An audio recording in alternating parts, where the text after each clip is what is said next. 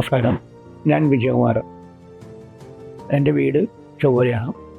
ഞാൻ ഒരു മെക്കാനിക്കായിട്ട് വർക്ക് ചെയ്തുകൊണ്ടിരിക്കുകയായിരുന്നു. 2005 ഒരു ആക്സിഡൻറ്റ് തുടർന്ന് എൻ്റെ ഹിപ്പ് തുടയിൽ ബോൾ വട്ടം കെട്ടായിട്ട് കുഴ തന്നെ പുറത്തിയാടിയാണ്. അന്ന് ചെറിയ സ്ക്രൂ ഒക്കെ ഇട്ട് തൽക്കാലം വേറെ ആലുവയിലൊരു ഹോസ്പിറ്റലിൽ സർജറി കഴിഞ്ഞു.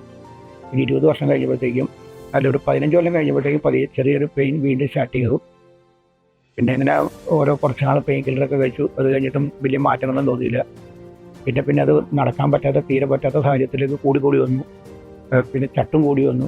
ചെരുപ്പ് മാറ്റി എല്ലാ പരിപാടികളും ചെയ്തതിന് ശേഷം ആയുർവേദം ട്രീറ്റ് ചെയ്തു, എല്ലാം കഴിച്ചു. ഒന്നും നടപടിയായില്ല.